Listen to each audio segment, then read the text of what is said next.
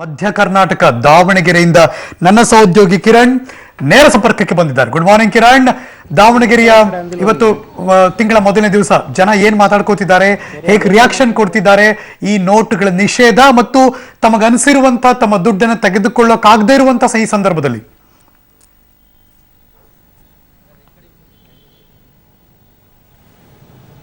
ಕಿರಣ್, ನನ್ನ ಧ್ವನಿ ಕೇಳಿಸ್ತಾ ಇದೆಯಾ? Kiran, can you hear me? Harish Naraj ಹೇಳಿ. ಓಕೆ, ಜನ ಏನ್ ಮಾತಾಡ್ಕೋತಿದ್ದಾರೆ, ಅವ್ರ ಮನಸ್ಥಿತಿ ಹೇಗಿದೆ? ಒಂದು ತಿಂಗಳ ಮೊದಲನೇ ವಾರ ಶುರುವಾಯಿತು, ಸಂಬಳ ಈಗ ಎಕ್ಸ್ಪೆಕ್ಟ್ ಮಾಡೋ ಸಂದರ್ಭ, ಹೀಗಾಗಿ ದುಡ್ಡಿನ ಅವಶ್ಯಕತೆ ಶುರುವಾಗುತ್ತೆ ದಿನದಿಂದ ದಿನಕ್ಕೆ. ಅದನ್ನ ಜನ ಹೇಗೆ ಸ್ವೀಕಾರ ಮಾಡ್ತಿದ್ದಾರೆ ದಾವಣಗೆರೆಯವರು? ಖಂಡಿತ ಹರೀಶ್ ನಾಗರಾಜ್, ಏನಂದ್ರೆ ಇವತ್ತು ಡಿಸೆಂಬರ್ 1 ಆಗಿರೋದ್ರಿಂದ ಹೀಗಾಗಿ ಸಾಕಷ್ಟು ಅಂದ್ರೆ ಖಾಸಗಿ ಕಂಪ್ನಿಗಳಿರ್ಬೋದು ಮತ್ತು ಸರ್ಕಾರಿ ಅವರಿಗೆ ಈಗಾಗಲೇ ಸಂಬಳ ಹಾಕಿರುವಂಥದ್ದು, ಮತ್ತೆ ಇವತ್ತು ಕೆಲವು ಖಾಸಗಿ ಕಂಪ್ನಿಗಳು ಅವ್ರ ಅಕೌಂಟಿಗೆ ಹಣ ಹಾಕುವಂಥದ್ದು. ಹೀಗಾಗಿ ಇವತ್ತು ಬೆಳಗ್ಗೆನೆ ನಾವೀಗ ಸದ್ಯಕ್ಕೆ ಏನು ದಾವಣಗೆರೆಯ ಮಂಡಿಪೇಟೆಯಲ್ಲಿರುವಂಥ ಸ್ಟೇಟ್ ಬ್ಯಾಂಕ್ ಆಫ್ ಮೈಸೂರು ಕಚೇರಿಯ ಮುಂದೆ ಇರುವಂಥದ್ದು, ಇಲ್ಲಿ ಸದ್ಯಕ್ಕೆ ನನ್ನ ಎಡಭಾಗದಲ್ಲಿ ನೋಡ್ತಿರುವಂಥದ್ದು ಹರೀಶ್, ಇಲ್ಲಿ ಜನ ಈಗ ತಾನೇ ಆಗಮಿಸ್ತಿರುವಂಥದ್ದು. ಸದ್ಯಕ್ಕೆ ಈ ಬ್ಯಾಂಕ್ನಲ್ಲಿ ಸದ್ಯಕ್ಕೆ ಅಷ್ಟೇನು ರಶ್ ಕಾಣದಲ್ಲಿರುವಂಥದ್ದು, ಯಾಕಂದರೆ ಇನ್ನು ತಮ್ಮ ಅಕೌಂಟ್ಗೆ ಹಣ ಬಂದಿರುತ್ತೆ, ಇಲ್ಲ ಕೆಲವರಿಗೆ ಮೆಸೇಜ್ ಬರ್ದಲೇ ಇರೋದ್ರಿಂದ ಇನ್ನು ಕೆಲವರು ಅಷ್ಟೊಂದು ಬಂದಿಲ್ಲ. ಹೀಗಾಗಿ ಈಗ ಅಂದರೆ ಮಧ್ಯಾಹ್ನ ನಂತರ ಕೆಲವರು ಬ್ಯಾಂಕಿಗೆ ಬರುವಂಥ ಆಗಮನ ಇದೆ. ಹೀಗಾಗಿ ಸದ್ಯಕ್ಕೆ ಬ್ಯಾಂಕ್ನಲ್ಲಿ ಅಷ್ಟೇನು ರಶ್ ಕಾಣ್ತಿಲ್ಲ. ಹೀಗಾಗಿ ಮಧ್ಯಾಹ್ನದ ನಂತರ ಹೆಚ್ಚಿನ ರಶ್ ಕಾಣ್ತಿರ್ಬೋದು. ಹೀಗಾಗಿ ಬ್ಯಾಂಕ್ಗಳು ಮತ್ತೆ ಸದ್ಯಕ್ಕೆ ATMಗಳು ಸದ್ಯಕ್ಕೆ ಫ್ರೀ ಇದೆ ಅಂತಲೇ ಹೇಳ್ಬೋದು ಹರೀಶ್. ಓಕೆ, ಭಯ ಒಂದ್ ಕಡೆ ಏನಪ್ಪಾ ಅಂದ್ರೆ, ಎಷ್ಟೋ ಸಂದರ್ಭದಲ್ಲಿ ತುಂಬಾ ಜನ ಲೋನ್ ತಗೊಂಡಿರ್ತಾರೆ, ಅದು ECS ಮೂಲಕ ಏನಾದರೂ ಅಕೌಂಟ್ ಟು ಅಕೌಂಟ್ ಹೋದ್ರೆ ಪರವಾಗಿಲ್ಲ. ಆದ್ರೆ ತುಂಬಾ ಜನ ಬ್ಯಾಂಕಿಂದ ತೆಗೆದು ತಗೊಂಡು ಹೋಗಿ ಇನ್ಯಾವುದೋ ಬ್ಯಾಂಕ್ ಕಟ್ಟಬೇಕು ಅನ್ನೋರ್ಗೆ ಎಕ್ಸ್ಟೆನ್ಷನ್ ಅಂತೂ ಸಿಗೋದಿಲ್ಲ. ಲೇಟ್ ಆದ್ರೆ ಬಡ್ಡಿ ಅಂತೂ ದಿಕ್ಕಾಪಾಲಾಗಿ ಅವರು ಹಾಕ್ತಾರೆ. ಇದನ್ನ ನಿಭಾಯಿಸೋದಕ್ಕೆ ಜನ ಕೂಡ ರೆಡಿಯಾಗಿದ್ದಾರಾ, ಹೇಗದು ಅಂತ? ಖಂಡಿತ, ಯಾಕಂದರೆ ಕಳೆದ ಏನು ನವೆಂಬರ್ನಲ್ಲಿ ಶುರುವಾಗಿರೋಂಥ ಏನು ನೋಟ್ ಬ್ಯಾನ್ ಎಫೆಕ್ಟು ಸದ್ಯಕ್ಕೆ ಈಗಲೂ ಮುಂದುವರೆದಿದೆ ಅಂತಲೇ ಹೇಳ್ಬೋದು. ಯಾಕಂದರೆ ಕಳೆದ ತಿಂಗಳು 8ನೇ ತಾರೀಕು ಅಂದರೆ 9ರಿಂದ ಈ ಒಂದು ಏನು ದುಡ್ಡಿನ ಒಂದು ಸಮಸ್ಯೆ ಶುರುವಾಗಿತ್ತು. ಆದರೆ ಈಗ ಮಂತ್ ಆರಂಭದಲ್ಲೇ ಆಗ್ತಿರುವಂಥದ್ರಿಂದ ಕೆಲವರಿಗೆ ತಮ್ಮ ಕೈಗೆ ಹಣ ಸಿಗದಲೇ ಇರುವಂಥದ್ದು, ಮತ್ತು ಚೆಕ್ ಅಂದರೆ ಈ ಗಾಡಿ ಲೋನ್ ಇರ್ಬೋದು, ಇನ್ನೊಂದು ಸಂಬಂಧಪಟ್ಟಂಗೆ ಬೇರೆ ಬೇರೆ ಲೋನ್ಗಳಿಗೆ ಕೆಲವರು ಚೆಕ್ ಕೊಟ್ಟಿರ್ತಾರೆ, ಅಲ್ಲಿ ತಮ್ಮ ಅಕೌಂಟ್ಗೆ ಹಣ ಹಾಕಿದ ನಂತರ ಅಲ್ಲಿ ಚೆಕ್ ಪಾಸ್ ಆಗುವಂಥದ್ದು, ಇಲ್ಲಾಂದರೆ ಅವರಿಗೆ ಸಾಕಷ್ಟು ಫೈನ್ ಬೀಳುವಂಥ ಸಾಧ್ಯತೆಗಳಿದೆ. ಹೀಗಾಗಿ ಈ ಮಂತ್ ಸಾಕಷ್ಟು ಈ ಸಮಸ್ಯೆಗಳು ಕಾಡ್ಬೋದು ಅಂತೇಳಿ ಹೇಳ್ಬೋದು ಹರೀಶ್. ಹೀಗಾಗಿ ಇವತ್ತು ಅಂದರೆ ಇವನ್ನು 3-4 ದಿನಗಳಲ್ಲಿ ಈ ಸಮಸ್ಯೆ ಹೆಚ್ಚಾಗುತ್ತೆ. ಹೀಗಾಗಿ ಇವತ್ತು ಅಥವಾ ನಾಳೆ ಅಂದರೆ ಸುಮಾರು 2ನೇ ತಾರೀಕಿನಿಂದಾಗಿ ಬ್ಯಾಂಕ್ಗಳ ಮುಂದೆ ಜನ ಹೆಚ್ಚು ಜಮಾವಣೆ ಆಗುವಂತ ಸಾಧ್ಯತೆಗಳಿದೆ ಅಂತ ಹೇಳ್ಬೋದು Harish. Okay Kiran, can you move? ನಮ್ಮ ಮೈಕ್ ತಗೊಂಡು ಹಾಗೆ ಒಂದು ವಾಕ್ ಮಾಡಿ ಅಲ್ಲಿ ಕೂತಿರುವಂತಹ ಜನರ ಹತ್ರ ಹೋಗಿ ಅವ್ರ ಅಭಿಪ್ರಾಯ ಕೇಳೋಕೆ ಸಾಧ್ಯನಾ? ಜಸ್ಟ್ ಮೂವ್ ಆಗಿ ಹಾಗೆ ನೋಡೋಣ. ಹರೀಶ್, ಇಲ್ಲ, ನಮ್ಮ ಸದ್ಯಕ್ಕೆ ಲೈವ್ ಇರುವಂತರದಲ್ಲಿ ಯಾವುದೇ ಮೂವ್ಮೆಂಟ್ ಆಗೋಕೆ ಸಾಧ್ಯತೆಗಳಿಲ್ಲ. ಹೀಗಾಗಿ ಅವರು ಈಗ ಸದ್ಯಕ್ಕೆ ಲೈನ್ ಫ್ರೀ ಇರೋದ್ರಿಂದ ಜನಗಳು ಅಲ್ಲೇ ದಾವಣಗೆರೆ ಜನರ ಜೊತೆ ಮಾತಾಡಬೇಕು ಅಂತ ನಾವು ಕೂಡ ಬಯಸ್ತೀವಿ. ಮುಂದಿನ ಸಂದರ್ಭದಲ್ಲಿ ನಿಮ್ ಜೊತೆ ವಾಪಸ್ ಬರ್ತೀನಿ ನಾನು. ಅಲ್ಲಿಯ ಜನ ಏನ್ ಮಾತಾಡ್ತಾರೆ ಅಂತ ಕೇಳಬೇಕು ಅಂತ ನಾನು ಕೂಡ ಕಾಯ್ತಿದ್ದೀನಿ. ಇದಿಷ್ಟು ಕೂಡ ದಾವಣಗೆರೆಯ ಸುದ್ದಿ, ದಾವಣಗೆರೆಯ ಮಾಹಿತಿ. ಇನ್ನು ಮತ್ತೆ ವಾಪಸ್ ಬೆಂಗಳೂರಿಗೆ ಬರ್ತಿದ್ದೀನಿ. ಬೆಂಗಳೂರಿನ ಚಾಮರಾಜಪೇಟೆ ನನ್ನ ಸಹೋದ್ಯೋಗಿ ಪವಿತ್ರ ಕಡ್ತಲ ನೇರ ಸಂಪರ್ಕಕ್ಕೆ ಬಂದಿದ್ದಾರೆ. ವೆರಿ ಗುಡ್ ಮಾರ್ನಿಂಗ್ ಪವಿತ್ರ. ನಿನ್ನೆ ನಾವು ನಿಮ್ ಜೊತೆ ಮಾತಾಡ್ತಿರ್ಬೇಕಾದ್ರೆ ಮಗದೊಂದು ಏರಿಯಾದಲ್ಲಿ ಅಲ್ಲಿರುವ ಜನರ ಅಭಿಪ್ರಾಯವನ್ನ ತಿಳ್ಕೊತಾ ಇದ್ವಿ. ಇವತ್ತು ಅದೇ ಟೈಮಲ್ಲಿ ನಿಮ್ ಜೊತೆ ಮಾತಾಡ್ತಿದ್ದೀನಿ. ಈ ಏರಿಯಾದ ಜನರ ಮನಸ್ಥಿತಿಯು ಹಾಗೆ ಇದೆಯಾ, ಇಲ್ಲ ಒಂದ್ ರೀತಿ ವಿಭಿನ್ನವಾಗಿ ನಿಮಗೆ ಅನಿಸ್ತಾ ಇದೆಯಾ? ಫೀಲ್ ಹೇಗಿದ್ದಾರೆ ಜನರ ಮನಸ್ಥಿತಿಯಲ್ಲಿ? Harish, good morning. ಇಲ್ಲಿ ಎಲ್ಲರೂ ಕೂಡ ವ್ಯತಿರಿಕ್ತವಾಗಿ ಉತ್ತರ ಕೊಡ್ತಾ ಇದ್ದಾರೆ. ಯಾಕಂದ್ರೆ ಜನರ ತಾಳ್ಮೆ ಬಹುಶಃ ಕಟ್ಟೆ ಹೊಡೆದಿದೆ ಅಂತಾನೆ ಹೇಳ್ಬೋದು ಹರೀಶ್. ಮತ್ತೆ ಕ್ಯೂನ ಪರ್ವ ಯಾವ ರೀತಿ ಶುರುವಾಗಿದೆ ಅಂದ್ರೆ, ಕಿಲೋಮೀಟರ್ ಗಟ್ಟಲೆ ನೀವು ನೋಡ್ತಾ ಇರ್ಬೋದು. ಚಾಮರಾಜಪೇಟೆಯಲ್ಲಿ ಕಿಲೋಮೀಟರ್ ಗಟ್ಟಲೆ ಜನ ಕ್ಯೂ ಅಲ್ಲಿ ನಿಂತ್ಕೊಂಡಿದ್ದಾರೆ, ನೋಡ್ತಾ ಇರ್ಬೋದು ದೃಶ್ಯಾವಳಿಗಳಲ್ಲಿ. ಇದು ಬೆಳಗ್ಗಿನ ಜಾವ 6 ಗಂಟೆಗೆ ಬಂದಂತಹ ಕ್ಯೂ ಈಗಲೂ ಕೂಡ ಹಾಗೆ ಮುಂದುವರೆದಿದೆ. ಇನ್ನೊಂದು ಕಡೆಯಲ್ಲಿ ಬ್ಯಾಂಕ್ ಇನ್ನೂ ಕೂಡ ತೆರೆದಿಲ್ಲ. ಜೊತೆಗೆ ನಿನ್ನೆ ಸಾಕಷ್ಟು ಗಲಾಟೆ ಆಗಿತ್ತು. ಯಾಕಂದ್ರೆ ಜನರಿಗೆ ಇಲ್ಲಿ ಕ್ಯಾಶ್ ಸರಿಯಾಗಿ ಸಿಗ್ತಾ ಇಲ್ಲ, ಕೇವಲ 2,000 ಅಷ್ಟೇ ಕ್ಯಾಶ್ ಸಿಗ್ತಾ ಇತ್ತು. ಸೊ ಈ ಹಿನ್ನೆಲೆಯಲ್ಲಿ ಇವತ್ತು ಪೊಲೀಸ್ ಭದ್ರತೆಯನ್ನ ಕೂಡ ಒದಗಿಸಲಾಗಿದೆ. ಈಗಾಗಲೇ ಜನರು ಕೂಡ ತಾಳ್ಮೆಗೆಟ್ಟು ನಿಂತಿದ್ದಾರೆ. ನಮ್ಮ ಜೊತೆ ಇದ್ದಾರೆ, ಅವ್ರೇನ್ ಹೇಳ್ತಾರೆ ಅಂತ ಕೇಳೋಣ. ಮೇಡಮ್, ಈಗ ಏನ್ ಹೇಳ್ತೀರಾ? ನೀವು ಹೇಳ್ತಾ ಇದ್ರಿ ನಿನ್ನೆಯಿಂದ ಕ್ಯೂ ನಿಂತಿದ್ದೆ ಅಂತ. ಅವಾಗಲೇ ಬೆಳಗ್ಗೆಯಿಂದ ಕ್ಯೂ ನಿಂತಾನೆ ಇದೀವಿ. ನಿನ್ನೆನು 4 ಗಂಟೆಗೆ ಟೋಕನ್ ಕೊಟ್ಟರು ಪೊಲೀಸವರು. ಟೋಕನ್ ತಗೊಂಡು ನಾವು ಹೋಗಿದ್ದೀವಿ. ನಮ್ಮಂಥ ಬಡವ್ರು ಏನು ಮಾಡೋಕ್ಕೂ ಆಗಲ್ಲ ಮೇಡಮ್. ಇವ್ರನ್ನ ಹೋಗಿ ಜಪ್ತಿ ಮಾಡಬೇಕು. ಬ್ಲ್ಯಾಕ್ ಮನಿ ಯಾರು ಮಡಗಿರ್ತಾರೋ ಅವ್ರ ಮನೆಗೆ ಹೋಗಿ ಇದು ಮಾಡಬೇಕು. ನಮ್ಮಂಥ ಬಡವ್ರ ಮೇಲೆ ಹೊಡೆದ್ರೆ ಏನಾಗುತ್ತೆ ಹೇಳಿ. ಅದಕ್ಕೋಸ್ಕರ ನಾವು ಕ್ಯೂ ಅಲ್ಲಿ ನಿಂತ್ಕೊಂಡಿದ್ದು. ನಮ್ಗೆ ತಿಂಗಳ ಪ್ರಾರಂಭ, ಇದು ಮನೆ ಬಾಡಿಗೆ ಕಟ್ಟಬೇಕು, ಎಲ್ಲ ಬಾಡಿಗೆ ಕಟ್ಟಬೇಕು. ನಮ್ಮ ಮನೆ ರೇಷನ್ಗಿಲ್ಲ, ಬೆಳಗ್ಗೆಯಿಂದ ಟೀಗಿಲ್ಲ ಅಂತ ನಾವು ಒದ್ದಾಡ್ತಾ ಇದ್ದೀವಿ. ನೋಡಿ ಇವತ್ತು 1ನೇ ತಾರೀಕು ಯಾರನ್ನ ಕೇಳೋದು ಹೇಳಿ ಮೇಡಮ್, ನಾವು ಇಲ್ಲಿ ಬಂದು ನಿಂತ್ಕೊಂಡ್ರೆ ಇಲ್ಲಿ ಕ್ಯಾಶ್ ಇಲ್ಲ ಅಂತ ಹೇಳ್ತಾ ಇದ್ದಾರೆ. ಸರ್ ನೀವೇನ್ ಹೇಳ್ತೀರಾ, ಎಷ್ಟು ಗಂಟೆಯಿಂದ ಬಂದು ಕಾಯ್ತಾ ಇದ್ದೀರಾ? ನಾವು 8 ದಿವಸದಿಂದ ಬರ್ತಾ ಇದೀನಿ, ಹೋಗ್ತಾ ಇದೀವಿ, ಕ್ಯಾಶ್ ಇಲ್ಲ ಏನಿಲ್ಲ. ನಾವು ಜನ ಇಬ್ಬರು ಹಾಸ್ಪಿಟ್ಲಲ್ಲಿ ಇದ್ದಾರೋ, ನಾವು ಊಟಕ್ಕೆ ಕಾಸಿಲ್ಲ, ನಮ್ಮ ಹತ್ರ ಕೆಲಸ ಮಾಡೋರು ಊಟಕ್ಕೆ ಕಾಸಿಲ್ಲ. ನಾವು ಡೈಲಿ ಹೋಗೋದು ಬರೋದು, ಹೋಟೆಲ್ಗೆ ಹೋಗೋದ್ರೆ ಹೋಟೆಲಲ್ಲಿ ಕೊಡ್ತಾ ಇಲ್ಲ. ತಲೆ ನೋಟ್ ಕೊಡಿದ್ರೆ ಆಟೋನಲ್ಲಿ 2000 ನೋಟ್ ತಗೊಂಡು ಹೋದ್ರೆ 2000 ನೋಡಿ ಎಲ್ಲರೂ ಚೇಂಜ್ ಸಿಗ್ತಾ ಇಲ್ಲ. ಆ ಊಟಕ್ಕೂ ಕಾಸಿಲ್ಲ, ಏನಂತ ತಗೊಂಡು ಹೋದ್ರೆ ಇದು ಚೇಂಜ್ ಇಲ್ಲ ಅಂತ ಹೇಳಿ ಬಿಡ್ತಾವ್ರು. ಇನ್ನು ಕೆಲವರು ಸೀನಿಯರ್ ಸಿಟಿಸನ್ಗಳು ಈ ರೀತಿ ಕಟ್ಟೆ ಮೇಲೆ ಬೆಳಗ್ಗೆಯಿಂದಲೂ ಕೂಡ ಕೂತ್ ಕಾಯ್ತಾ ಇದ್ದಾರೆ, ಅವ್ರನ್ನ ಮಾತಾಡ್ಸೋಣ. ಎಷ್ಟು ಗಂಟೆ? 5:45 ಕಾಯ್ತಾ ಇದೀವಿ ಮೇಡಮ್, ಬಂದಿಲ್ಲಿ ಸಿಗ್ತಾನೆ ಇಲ್ಲ ನಮ್ಗೆ. ಅದಕ್ಕೆ ಇವತ್ತು ಬೇಗ ಬಂದಿದ್ದೀನಿ, 5:45ಗೆ ಬಂದು ಕಾಯ್ತಾ ಇರೋದು.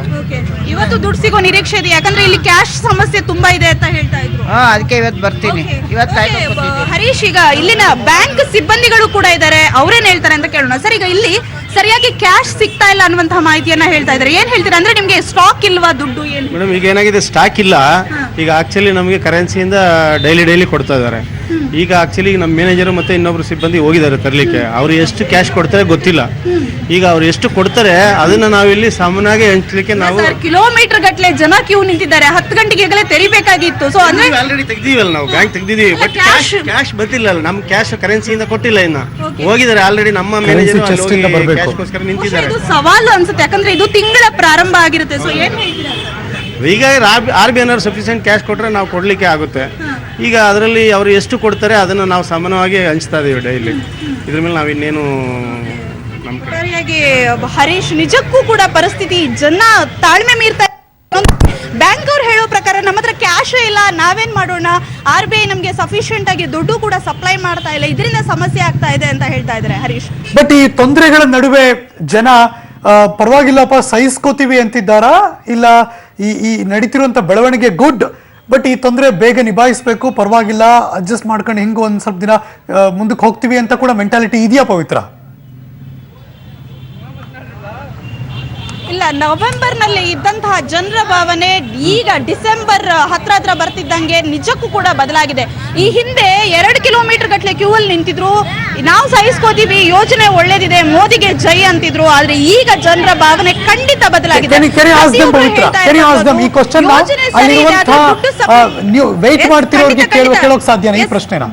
ಜನರಿಗೆ ಕೇಳ್ತೀವಿ ಹರೀಶ್. ಮೇಡಮ್, ಈಗ ಪ್ರಾರಂಭದಲ್ಲಿ ಈ ಯೋಜನೆಗೆ ಎಲ್ಲರೂ ಕೂಡ ಜೈ ಅಂತ ಇದ್ರು, ಈಗ ನಿಮ್ ಭಾವನೆ ಬದಲಾಗಿದ್ಯಾ? ಯಾಕಪ್ಪ ಈ ಯೋಜನೆ ಅಂತ ಅನಿಸ್ತಾ ಇದೆಯಾ? ನಮ್ಗೆ ಯಾಕೂ ಅನಿಸ್ತಾ ಇಲ್ಲ ಮೇಡಮ್, ನಮ್ಮಂತ ಬಡವ್ರಿಗೆ ಕಾಸಿಲ್ಲ, ಅದಕ್ಕೋಸ್ಕರ ನಮ್ಗೆ ಟೆನ್ಷನ್ ಆಗ್ತಾ ಇದೆ ಅಷ್ಟೇನು, ಬೇರೆ ಏನಿಲ್ಲ. ಬರೀ 500 ರೂಪಾಯಿ ಲೋಟ್ ಬಿಡುವವರೆಗೂ ಹಿಂಗೆ ಇರ್ಬೇಕಂದ್ರೆ ನಮ್ಮ ಜೀವನ ಹೆಂಗ್ ನಡೆಯಬೇಕು? ಬರೀ 2000 ರೂಪಾಯಿ ಲೋಟ್ ಮಾತ್ರ ಅಂಗಡಿಗೆ ಎತ್ಕೊಂಡು ಹೋದ್ರೆ ಎಲ್ಲೂ ನಮ್ಗೆ ಬಿಡ್ತಾನೆ ಇಲ್ಲ. ಚಿಲ್ಡ್ರೆ ಇಲ್ಲ ಅಂತ ಹೇಳ್ತಾನೆ ಇದ್ದಾರೆ. ಸರ್, ನೀವೇನ್ ಹೇಳ್ತೀರಾ? ಈಗ ಪ್ರಾರಂಭದಲ್ಲಿ ಎಲ್ಲರೂ ಕೂಡ ಸ್ವೀಕಾರ ಮಾಡಿದ್ರು ಜನ, ಈಗ ಜನರ ಭಾವನೆ ಬದಲಾಗಿದೆ ಅನ್ಸುತ್ತೆ, ನಿಮಗೇನ್ ಅನ್ಸುತ್ತೆ? ಮೇಡಮ್, ಬದಲಾಗಿಲ್ಲ. ಅದು ಏನಾಗಿದೆ ಅಂದ್ರೆ ಯಾರು ಬೇಗ ತಗೊಂಡಿದ್ದಾರೆ ಅವ್ರ ಭಾವನೆ ಬದಲಾಗಿದೆ. ಯಾರ ಹತ್ರ ದುಡ್ಡಿಲ್ಲ ಅವ್ರ ಭಾವನೆ ಸಪ್ರೇಟ್ ಆಗೈತೆ. 3 ದಿನದಿಂದ ನಾವು ಬಂದು ಇಲ್ಲಿ ಗೇಟ್ ಅವ್ರಿಗೂ ಬರ್ತೀವಿ, ಬಂದಾದ್ಮೇಲೆ ಏನ್ ಹೇಳ್ತಾರೆ, ದುಡ್ಡಿಲ್ಲ ಅಂತ ಕಲ್ಸ್ಬಿಡ್ತಾ ಇದಾರೆ. 4 ದಿನದಿಂದ ಬಂದಿದ್ದೀವಿ. ಅಮ್ಮ, ನೀವೇನಂತೀರಾ? ಈಗ ಪ್ರಾರಂಭದಲ್ಲಿ ಓಕೆ, ಎಲ್ಲರೂ ಓಕೆ, ಆದ್ರೆ ಇದು ಜಾರಿ ಮಾಡಿದ್ದು ಎಲ್ಲೋ ಒಂದ್ ಕಡೆ ಅದ್ರ ಹಿಂದೆ ಪ್ರಿಪರೇಷನ್ ಆಗ್ಬೇಕಾಗಿತ್ತು ಅಂತ ಅನಿಸ್ತಾ ಇದೆ, ಏನ್ ಹೇಳ್ತೀರಾ? ನಮ್ಮಂತ ಬಡವ್ರಿಗೆ ಪಿಂಚಣಿ ತಕೊಂತೀವಿ, ನಾವು ಪಿಂಚಣಿನೇ ಇಲ್ಲ ಅಂತ ನಾವ್ ಏನ್ ತಿನ್ ಬಾಳ್ಬೇಕು? ಬಂದು ಲೈನಾಗ ನಿಂತ್ಕೊಂತೀವಿ, ಕ್ಯಾಶ್ ಇಲ್ಲ ಅಂತ ಹೋಗ್ತೀವಿ, ನಾವ್ ಏನ್ ತಿನ್ಬೇಕು? ಲೈನ್ನಾಗ ನಿಂತ್ಕೊಳ್ಳೋದು, ಕಲ್ಲು ಕಟ್ಸ್ಕೊಂತಾರೆ, ಕೊಡಲಿಲ್ಲ, ಇಲ್ಲ ಕ್ಯಾಶ್ ಇಲ್ಲ ಅಂತ ಕಳಿಸ್ತಾರೆ. ನಾವು ತಗೊಳ್ಳೋದು ಪಿಂಚಣಿ, ನಮ್ಮ ಯಜಮಾನ್ ತೀರ್ಕೊಂಡವ್ರು, ಅವ್ರಿಗೆ ನಮ್ಗೆ ಜೀವನ ಹಂಗೆ ನಡಿಬೇಕು, ನಾವೇನ್ ತಿನ್ಬೇಕು? ಹರೀಶ್, ಕೆಲವರಂತೂ ಪಾಪ ಪಿಂಚಣಿದಾರರ ಸಮಸ್ಯೆ ನಿಜಕ್ಕೂ ಕೂಡ ವಯಸ್ಸಾದವರು ಅವ್ರು ಕಣ್ಣೀರಿಡ್ತಾ ಮಾತನಾಡ್ತಾ ಇರುವಂತದ್ದು. ಒಟ್ಟಾರೆಯಾಗಿ ಜನ ಸದ್ಯಕ್ಕೆ ದಂಗೆ ಹೇಳುವಂತಹ ಎಲ್ಲ ಸೂಚನೆಗಳಿದೆ. ಇನ್ನು ಬಹುತೇಕ ಜನ ಸಹಿಸಿಕೊಳ್ಳುವಂತಹ ಯಾವ ಲಕ್ಷಣಗಳು ಇಲ್ಲ. ದುಡ್ಡಿಲ್ಲದೆ ಜೀವನ ನಡೆಸೋದೇ ಕಷ್ಟ ಅಂತದ್ರಲ್ಲಿ ಡೆಬಿಟ್ ಕಾರ್ಡ್ ಅದೆಲ್ಲವೂ ಕೂಡ ನಮ್ಮ ವ್ಯವಸ್ಥೆಗೆ ಅಲ್ಲ ಅನ್ನುವಂತಹ ಮನಸ್ಥಿತಿಯಲ್ಲಿ ಜನ ಇದ್ದಾರೆ. ಎಲ್ಲದಕ್ಕೂ ಕೂಡ ಡೆಬಿಟ್ ಕಾರ್ಡ್ ಅನ್ನು ಅನ್ವಯ ಮಾಡೋದಕ್ಕೂ ಸಾಧ್ಯ ಇಲ್ಲ. ಒಟ್ಟಾರೆಯಾಗಿ ನಾವು ಸದ್ಯಕ್ಕಂತೂ ತಾಳ್ಮೆಗೆಟ್ಟಿದ್ದೀವಿ ಅನ್ನುವಂಥದ್ದು ಜನರ ಮಾತಾಗಿದೆ. Harish, thank you so much Pavithra, ಈ ಕ್ಷಣದ ಮಾಹಿತಿಗಾಗಿ. ಇದಿಷ್ಟು ಕೂಡ ಬೆಂಗಳೂರಿನ ಚಾಮರಾಜಪೇಟೆಯಿಂದ ಬಂದಂತಹ ಲೈವ್ ಮಾಹಿತಿಗಳು. ಐ ಥಿಂಕ್ ಇದನ್ನ ಸ್ಟುಡಿಯೋಲ್ ಕೂತಿರುವಂತಹ ಶಾಂತರಾಜ್ ಅವರು ಮತ್ತು ಪಲ್ಲವಿ ಅವರು ಇಬ್ರು ಕೂಡ ಅಬ್ಸರ್ವ್ ಮಾಡಿದ್ದಾರೆ. ಒಂದು ಹೆಣ್ಣು ಮಗಳು ಅಷ್ಟೊಂದು ಅಲ್ಲಿ ಆ ಬೇಜಾರ್ನಲ್ಲಿ ಬೆಳಗ್ಗೆ 5 ಬಂದು ಕೂತಿದ್ದೀನಿ, ನಾನು ದುಡ್ಡು ಬೇಕು ನನಗೆ ಅಂತಿದ್ದಾರೆ ಸೀನಿಯರ್ ಸಿಟಿಸನ್. ನೋಡಿ, ಇದು ನಾವು ಒಂದು ಕಡೆಯಿಂದ ನೀವು ಕೇಳಿರೋದು ಇದು ಇಂಥದ್ದು ಎಷ್ಟು ATM ಅಲ್ಲಿ ಎಷ್ಟು ರೀತಿನಲ್ಲಿ ನಡೀತಾ ಇರಬಹುದು, ಎಷ್ಟು ಗಂಟೆಗೆ ಜನ ಈ ಚಳಿನಲ್ಲಿ ಬೆಂಗಳೂರಲ್ಲಿ 5:15 5:15 ಹೋಗಿ ಕೂತ್ಕೊಂಡು ನಾವು ಅಲ್ಲಿ ಕೂತ್ಕೊಂಡು ATM ಮುಂದೆ ಕೂತ್ಕೊಂಡು ಕಾಯ್ತಾರೆ ಅಂತಂದ್ರೆ ಅವ್ರಿಗೂ ಅದರ ಅವಶ್ಯಕತೆ ಎಷ್ಟು ಇರಬಹುದು, ಆಮೇಲೆ ಅದಕ್ಕೋಗಿ ಅವ್ರು ಎಷ್ಟು ಕಷ್ಟ ಪಡ್ತಾ ಇರಬಹುದು ಅನ್ನೋದನ್ನ ನಾವು ಇಲ್ಲಿ ತಿಳ್ಕೊಬಹುದು. ಇನ್ನೊಂದೇನು ಅಂತಂದ್ರೆ ಈ ಇಷ್ಟು ಲೇಬರ್ ಕ್ಲಾಸ್ನ ತೀರಾ ಹತ್ತಿರದಿಂದ ನೋಡಿದ್ದೀನಿ ನಾನು ಲೇಬರ್ ಕ್ಲಾಸ್ ಜನ. ಯಾಕೆಂದ್ರೆ ನನ್ನ ಹತ್ರನೇ ಒಂದಿಷ್ಟು ಜನ ಕೆಲಸ ಮಾಡ್ತಾರೆ ಗೊತ್ತಿದೆ. ಅವ್ರುಗಳಿಗೆ ಈಗ ನಾವು ಪ್ರತಿ ತಿಂಗಳು ಮಂತ್ ಎಂಡ್ ಆಗುವಾಗ ಅವ್ರ ಮನೆಯಲ್ಲಿ ಏನೂ ಇರಲ್ಲ. ನಾನು ಇದನ್ನ ನೋಡಿರೋದು, ಅವ್ರ ಮನೆಯಲ್ಲಿ ಏನೂ ಇರಲ್ಲ. ಅಂದ್ರೆ ಅವರಿಗೆ ನೆಕ್ಸ್ಟ್ ಮಂತ್ ಸಂಬಳ ಬಂದ್ಮೇಲೆ ಸಕ್ಕರೆ, ಉಪ್ಪು, ತರಕಾರಿ, ಮನೆಗೆ ಅಕ್ಕಿಯಿಂದ ಹಿಡಿದು ಪ್ರತಿಯೊಂದು ತರಬೇಕು. ಚಿಕ್ಕ ಮಕ್ಕಳನ್ನ ಇಟ್ಕೊಂಡಿರ್ತಾರೆ, ಅವ್ರಿಗೆ ಫೀಡ್ ಮಾಡ್ಲೇಬೇಕು, ಊಟ ಹಾಕ್ಲೇಬೇಕು. ನನಗೆ ಇವತ್ತು ಸಂಬಳ ಬಂದಿಲ್ಲ 10 ದಿವಸ ಇನ್ ಕಾಯ್ಬೇಕು ಅಂದ್ರೆ ಆ 10 ದಿವಸ ಅನ್ನೋದು ಅವ್ರಿಗೆ ಎಷ್ಟು ದೊಡ್ಡ ಡ್ಯೂರೇಷನ್ ಆಗುತ್ತೆ ಅಂತಂದ್ರೆ, ನಮ್ಗೆ 10 ದಿನ ಅಲ್ವಾ 10ನೇ ತಾರೀಕು ಕೊಡೋ. ಈಗ ನಮ್ಗೆ ಸಂಬಳ ಸಿಕ್ಕಿಲ್ಲ ಅಂದ್ರೆ ನಾವು ಲೇಬರ್ ಕೊಟ್ಟಿರಲ್ಲ. ನಮ್ ಕೈಯಲ್ಲಿ ನಾವ್ ಹೇಳ್ಬಿಡ್ತೀವಿ, ನಮ್ಗೆ ಇನ್ನು ಬ್ಯಾಂಕಿಂದ ಡ್ರಾ ಮಾಡಕ್ ಆಗಿಲ್ಲ, ಸಂಬಳ ಕೊಡಕ್ ಆಗಲ್ಲ, ಈಗ 10 ದಿವಸ ಕಾಯ್ಕೊಳ್ಳಿ, ಕಳ್ಸಕ್ಕಾಗಲ್ಲ, ಕಾಯ್ಕೊಳ್ಳಿ ಅಂತ ಹೇಳ್ತೀವಿ. ಆ 10 ದಿವಸ ಅನ್ನೋದು ಅವ್ರ ಮಕ್ಳಿಗೆ ಹೇಳಕ್ ಆಗುತ್ತಾ? ನನಗ್ ದುಡ್ಡು ಕೊಟ್ಟಿಲ್ಲ, ನನ್ಗೆ 10 ದಿವಸ ಊಟ ಹಾಕಲ್ಲ ಅಂತ ಹೇಳಕ್ ಆಗುತ್ತಾ? ಈಗ ತೀರಾ ಆ ಪರಿಸ್ಥಿತಿನಲ್ಲಿ ಬದುಕೋರು ಬಹಳಷ್ಟು ಜನ ಇದ್ದಾರೆ. ನಾನು ಹೇಳ್ದೆ ಆಗ್ಲೇ 52ರಿಂದ 54% ಲೇಬರ್ ಕ್ಲಾಸ್ಗೆ ಬರ್ತಾರೆ ಅಂತ. ಆ ಲೇಬರ್ ಕ್ಲಾಸ್ ಜನ ಈ ಸಂಬಳದ ಮೇಲೆ ಡಿಪೆಂಡ್ ಆಗಿ ಬದುಕ್ತಾರೆ. ಅವ್ರಿಗೆ 10 ದಿನ ಅನ್ನೋದು ಬಹಳ ದೊಡ್ಡ ಡ್ಯೂರೇಷನ್ ಆಗುತ್ತೆ. ನಾನು ಇದನ್ನ ಯಾವುದೇ ಕಾರಣಕ್ಕೂ ಈ ಡಿಮಾನಿಟೈಸ್ ಮಾಡಿರೋದನ್ನ ವಿರೋಧ ಮಾಡ್ತಾನೆ ಇಲ್ಲ. ಮಾಡುವಾಗ ಇಂಪ್ಲಿಮೆಂಟೇಷನ್ ಸರಿಯಾಗಿ ಅದಕ್ಕೆ ಪ್ರಿಪರೇಷನ್ ಮಾಡ್ಕೊಂಡು ಯಾರು ಕೂಡ ಇಷ್ಟು ಬೇಜಾರು ಮಾಡ್ಕೊಂಡು ಕಣ್ಣೀರು ಹಾಕಿ ಯಾರೇ ಮಾತಾಡ್ತಿರೋರು ಕೂಡ ಇದ್ಯಾವುದೋ ಈ ಬೆಳವಣಿಗೆ ಆಗಬಾರ್ದಾಗಿತ್ತು ವ್ಯಕ್ತಪಡಿಸಲ್ಲ. ಆದ್ರೆ ನಾವು ಬಡವರು ಸ್ವಾಮಿ, ಕೆಳ ಮಧ್ಯಮ ವರ್ಗದವರು, ನಮಗೆ ಕಾಸು ಸಿಗಬೇಕು ಅಷ್ಟೇ ಅಂತ ಶಾಂತರಾಜ್ ಅವರು ಆಗ್ಲೇ ಮೆನ್ಷನ್ ಮಾಡಿದ್ರು. ಬಟ್ ಶಾಂತರಾಜ್ ಅವ್ರ ಹತ್ರ ನಾನು ಕೇಳಬೇಕು, ಬೀಂಗ್ ಎನ್ ಎಕ್ಸ್ ಬ್ಯಾಂಕರ್, ಅಲ್ಲಿ ಬ್ಯಾಂಕ್ ಸಿಬ್ಬಂದಿಗಳ ಜೊತೆ ನನ್ನ ಕೊಲೀಗ್ ಮಾತಾಡಿಸ್ತಿರ್ಬೇಕಾದ್ರೆ RBI ನವ್ರು ದುಡ್ಡು ಕೊಟ್ರೆ ನಮಗೆ ಏನ್ ಕೊಡೋದಕ್ಕೆ, ನಾವು ಅದು ಎಷ್ಟು ಬರುತ್ತೆ ಅಂತ ಗೊತ್ತಿಲ್ಲ. ಅದನ್ನ ನೋಡಿದ್ಮೇಲೆ ನಾವು ಎಲ್ಲರಿಗೂ ಕೂಡ ನ್ಯಾಯ ಒದಗಿಸ್ಬೇಕು. ಹೀಗಾಗಿ 24,000 ಎಲ್ಲರೂ ಕೇಳಿದ್ರೆ ಕೊಡೋಕೆ ಸಾಧ್ಯ ಆಗಲ್ವೇನೋ? ಕರೆಕ್ಟ್ ಅಲ್ವಾ ಸರ್? ಒಂದು 10,000 ಕೊಡಬೇಕು, 5,000 ಕೊಡಬೇಕು, ಅದನ್ನ ಡಿಸೈಡ್ ಮಾಡಬೇಕು ನಮ್ಮ ಮ್ಯಾನೇಜರ್ ಹೋಗಿದ್ದಾರೆ ಅಂತಾರೆ. ಹಾಗಿದ್ರೆ ಬ್ಯಾಂಕರ್ಗಳ ಆ ಭಾಗದಲ್ಲಿ ಅವ್ರಿಗಿರುವಂಥ ಟೆನ್ಷನ್, ಪ್ರೆಷರ್ ಅದು ಕೂಡ ನಾವು ತೆಗೆದ ಹಾಕೋಗಿಲ್ಲ ಅನ್ಸುತ್ತೆ. ಇಲ್ಲ ಅಲ್ಲೋ ಶಾಂತರಾಜ್ ಅವ್ರಿಗೆ, ಬಿಕಾಸ್ ಸರ್ ಬ್ಯಾಂಕ್ನವ್ರ ಜೊತೆ ಮಾತಾಡ್ತಿರ್ಬೇಕಾದ್ರೆ ಅವರು ಹೇಳಿದ್ರು ಅವರು ಈ ಸಂದರ್ಭದಲ್ಲಿ ಅಸಹಾಯಕರಾಗ್ಬಿಡ್ತಾರಲ್ಲ ಸರ್. ಸರ್, ಒಂದು ನೀವು ನಾನು ಹೇಳೋದಾದರೆ ಇವತ್ತೊಂದು ದಿವಸ ಬ್ಯಾಂಕ್ ಎಂಪ್ಲಾಯಿಗೆ, ಅಧಿಕಾರಿಗಳಿಗೆ ಇರುವಷ್ಟು ಪೇಷನ್ಸ್ ಸರ್, ನೋ ಡೌಟ್ ಇವತ್ತೊಂದು ದಿವಸ ರಿಸರ್ವ್ ಬ್ಯಾಂಕ್ನವರು ಒಂದು ಪ್ರಕಟಣೆ ಕೊಟ್ಟಿದ್ದಾರೆ. ನಿಮ್ಗೆ ಏನಾದ್ರು ತೊಂದರೆ ಆಗುತ್ತೆ ಅಂದರೆ ಪೊಲೀಸ್ ಪ್ರೊಟೆಕ್ಷನ್ ತೊಗೋಬೇಕು. ಇದುವರೆಗೂ ಯಾವ ಬ್ಯಾಂಕ್ನವರು ಪೊಲೀಸ್ ಪ್ರೊಟೆಕ್ಷನ್ ತೊಗೊಂಡಿಲ್ಲ. ಅವ್ರ ಹತ್ರ ಇರೋ 2-3 ಸೆಕ್ಯೂರಿಟೀಸ್ ಇಟ್ಕೊಂಡು ಮ್ಯಾನೇಜ್ ಮಾಡ್ತಾರೆ. ಹೌದೌದು, ಒಂದು ಆ ಕಾನ್ಫಿಡೆನ್ಸ್ ಇದೆ. ಇಲ್ಲಿ ಒಂದು ಮಾಹಿತಿ ಕೊಡೋಕೆ ಇಷ್ಟಪಡ್ತೀನಿ. ರಿಸರ್ವ್ ಬ್ಯಾಂಕಿಂದ ಹಣ ಬರೋದು ಮಧ್ಯಾಹ್ನ ಆಗುತ್ತೆ ಸರ್. ರಿಸರ್ವ್ ಬ್ಯಾಂಕ್ನಲ್ಲಿ ಎಲ್ಲ ಬ್ಯಾಂಕಲ್ಲೂ ಹಣ ಬರೋದು ಮಧ್ಯಾಹ್ನ, ಎವ್ರಿ ಡೇ ಪ್ರೋಸೆಸ್. ಇನ್ನೊಂದೇನಾಗುತ್ತೆ ಅಂದ್ರೆ ಅಲ್ಲಿಂದ ಕರೆನ್ಸಿ ಚೆಸ್ಟ್ ಹೋಗ್ಬೇಕು. ಇಲ್ಲ, ಇವ್ರೇನ್ ಮಾಡ್ತಾರೆ, ಪ್ರತಿ ಬ್ಯಾಂಕ್ನವರು ರಿಸರ್ವ್ ಬ್ಯಾಂಕ್ ಹೋಗಿ ಅವ್ರು ಇಂಡೆಂಟ್ ಹಾಕಿರ್ತಾರೆ. ಕರೆಕ್ಟ್. ಎಲ್ಲಾ ಬ್ಯಾಂಕ್ಗೂ ಎಲ್ಲಾ ದಿವಸ ಕೊಡಲ್ಲ. ಕೆಲವು ದಿವಸ ಇವತ್ತೊಂದು ದಿವಸ ಕೆಲವು ಬ್ಯಾಂಕ್ ಕೊಡಲ್ಲ, ನಿನ್ನೆ ಕೊಟ್ಟಿರ್ತಾರೆ. ಇನ್ ಕೆಲವು ಬ್ಯಾಂಕ್ಗೆ ಆ ಥರ ಏನಾಗುತ್ತೆ, ಅವರು ತಂದ ಹಣವನ್ನ ಎಷ್ಟೊತ್ತಾದ್ರೂ ಸರಿ ಅವತ್ತು ಪೂರ್ತಿ ಡಿಸ್ಬರ್ಸ್ ಮಾಡಿ. ಇದು ಇದುವರೆಗೆ ಇದು ಇವತ್ತು ಅದೇ ಪ್ರೊಸೀಜರ್. ಈಗ ಅದಕ್ಕೆ ಕೇಳ್ತಿರೋದು, ಇದುವರೆಗೆ ನಡೆದ ಆ ಪ್ರೊಸೀಜರ್ಗೂ ಇವಾಗ ಸಂಬಳದ ಈ ವಾರ ಶುರು ಆಗ್ತಿದೆಯಲ್ಲ, ಈಗ ಹೆಂಗಂದ್ರೆ ಪ್ರತಿ ಬ್ಯಾಂಕ್ಗೂ ಪ್ರತಿ ಕ್ಷಣಕ್ಕೂ ದುಡ್ಡು ಬೇಕು, ಜನ ಬರ್ತಿದ್ದಾರೆ. ಅದಕ್ಕೆ ಏನ್ ಮಾಡ್ಬೇಕು ಅಂದ್ರೆ ಅವರು ಹೆಚ್ಚಿನ ಪ್ರಮಾಣದ ಹಣವನ್ನು ಕೊಡಬೇಕು, ಪಂಪ್ ಮಾಡಬೇಕು. ಇವತ್ತೊಂದು ದಿವಸ ನೆನ್ನೆ ಪೇಪರ್ ಪ್ರಕಟಣೆ ಪ್ರಕಾರ ಸುಮಾರು 1,000 ಕೋಟಿಯಷ್ಟು ಕರೆನ್ಸಿ ಮಾಡಿದ್ದಾರೆ. ಬಟ್ ಅದು ಸಾಕಾಗುತ್ತೋ ಇಲ್ಲೋ ಗೊತ್ತಿಲ್ಲ. ನೀವು ಹೇಳಿದ್ರೆ ನಿನ್ನೆ ರಾಕ್ಷಸನ ಹೊಟ್ಟೆಗೆ ಮಜ್ಜಿಗೆ ಹಾಕಿದಂಗೆ ಅಂತ. ಯಾಕೆಂದ್ರೆ ಈ ಆರ್ಥಿಕ ಇನ್ನೊಂದು ವಿಷಯ ಹೇಳ್ತೀನಿ. ನಾವು ನೋಡಿದಾಗ ನಾನು ಕಾರ್ಮಿಕ ನಾಯಕ ಆಗಿದೆ ನೋಡಿ. Working class they will receive the hit at every stages. ಇವತ್ತು ನೀವು ನೋಡಿದ್ರಿ, ನೀವು ಬೇಕಾದ್ರೆ ಹಿಂದುಳಿದ ಒಂದು ಏರಿಯಾಸ್ಗಳಿದೆಯಲ್ಲ ಅಲ್ಲಿ ನೀವು ಸಮೀಕ್ಷೆ ಮಾಡಿ ನೋಡಿ, ಇದೇ ಪ್ರತಿಕ್ರಿಯೆ ಬರುತ್ತೆ. ಐ ಥಿಂಕ್ ಬೇರೆ ಪ್ರತಿಕ್ರಿಯೆ ತಗೊಳ್ಳೋಕೆ ರೆಡಿ ಆಗಿದ್ದಾರೆ ನನ್ನ 2 ಜಿಲ್ಲೆಗಳಲ್ಲಿ ನನ್ನ ಕೊಲೀಗ್ಸ್. ಒಂದು ಗುಲ್ಬರ್ಗಾದಿಂದ ಪ್ರವೀಣ್ ರೆಡ್ಡಿ, ಗುಡ್ ಮಾರ್ನಿಂಗ್ ಪ್ರವೀಣ್ ರೆಡ್ಡಿ. ರಾಯಚೂರಿನಿಂದ Vijay Jagatakal, very good morning Vijay Jagatakal. I will go first Gulbarga ಕಲಬುರಗಿಗೆ ಹೋಗ್ತಿದ್ದೀನಿ ನಾನು. ಕಲಬುರಗಿಯ ಜನರ ಇವತ್ತಿನ ಈ ಕ್ಷಣದ ಮನಸ್ಥಿತಿ ಹೇಗಿದೆ ಪ್ರವೀಣ್ ರೆಡ್ಡಿ? ಹೌದು ಹರೀಶ್, ಈಗ ಒಂದು ನೋಟ್ ಬ್ಯಾನ್ ನಂತರ ಕಲಬುರಗಿ ಜಿಲ್ಲೆಯಲ್ಲೂ ಕೂಡ ಒಂದು ವಾತಾವರಣ ತುಂಬಾನೇ ಕೆಟ್ಟದಾಗಿದೆ ಅಂತಾನೆ ಹೇಳ್ಬೋದು. ಯಾಕಂದ್ರೆ ನಿನ್ನೆ ಒಂದು ಕಲಬುರಗಿಯ ಒಂದು ಮಾಕಾ ಬಡಾವಣೆಯ ಒಂದು SBH ಶಾಖೆ ಮೇಲೆ ಕಲ್ಲು ತೂರಾಟ ಮತ್ತು ಲಾಠಿ ಚಾರ್ಜ್ ಕೂಡ ಆಗಿದೆ. ಯಾಕಂದ್ರೆ ಈಗ ಒಂದು ಸಂಬಳದ ದಿನ ಬೇರೆ ಬರ್ತಾ ಇದೆ ಸರ್ಕಾರಿ ನೌಕರರದು. ಹೀಗಾಗಿ ತುಂಬಾನೇ ತೊಂದರೆಗೆ ಎಕ್ಸೈಟ್ ಆಗ್ಬಿಟ್ಟಿದ್ದಾರೆ ಜನ. ಯಾಕಂದ್ರೆ ಬ್ಯಾಂಕ್ ಹೋದ್ರು ಕೂಡ ಹಣ ಸಿಗ್ತಾ ಇಲ್ಲ. ATM ಬಳಿ ಬಂದ್ರೆ ನೀವು ದೃಶ್ಯದಲ್ಲಿ ನೋಡ್ತಾ ಇರ್ಬೋದು, ಈ ಬೆಳಗ್ಗೆ 6 ಗಂಟೆಯಿಂದ ಆಗ್ಲಿ ಮಧ್ಯರಾತ್ರಿ 12ರಿಂದ 1 ಗಂಟೆ ಆದ್ರೂ ಕೂಡ ಇದೇ ರೀತಿಯಾಗಿ ಜನ ಕ್ಯೂ ಅಲ್ಲಿ ನಿಂತು ಪರದಾಡ್ತಾ ಇದ್ದಾರೆ.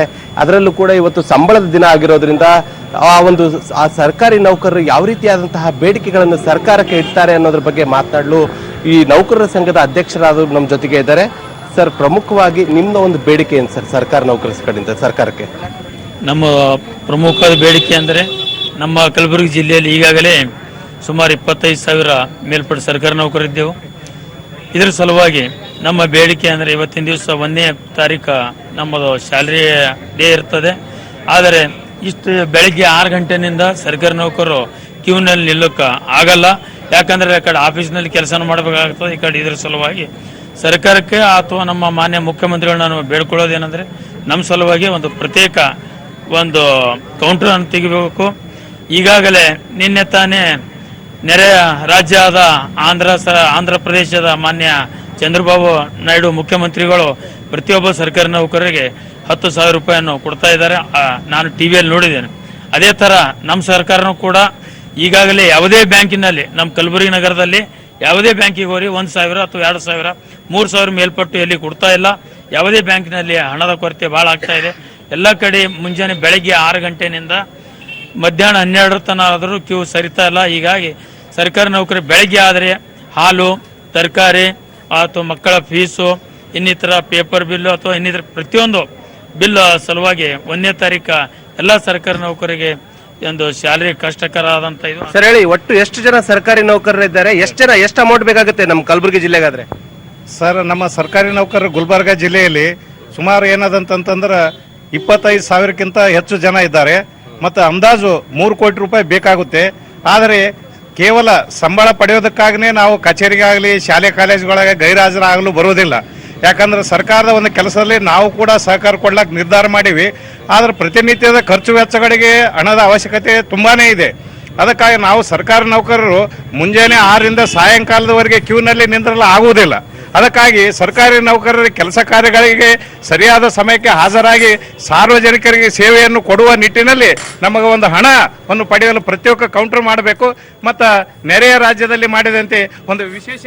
ಹರೀಶ್, ಕಲಬುರಗಿಯ ಸರ್ಕಾರಿ ನೌಕರ ಸಂಘದವರು ಹೇಳೋ ಪ್ರಕಾರ ಈ ಒಂದು ನೆರೆಯ ಆಂಧ್ರ ಸರ್ಕಾರ ಏನು ಸರ್ಕಾರಿ ನೌಕರರಿಗೆ ನಗದು ರೂಪದಲ್ಲಿ 10,000 ರೂಪಾಯಿ ಕೊಡ್ತಾ ಇದೆ, ಅದೇ ರೀತಿಯಾಗಿ ನಮ್ಮ ರಾಜ್ಯದಲ್ಲೂ ಕೂಡ ಕೊಡಬೇಕು. ಯಾಕಂದ್ರೆ ಒಂದ್ ಕಡೆ ಸರ್ಕಾರಿ ನೌಕರಿ ಇರುತ್ತೆ, ಅಲ್ಲಿ ಕೂಡ ಗೈರಾಗುವಂತಿಲ್ಲ, ಇತ್ತ ಹಣ ಪಡೆಯೋದು ಕೂಡ ಅನಿವಾರ್ಯ ಆಗಿದೆ.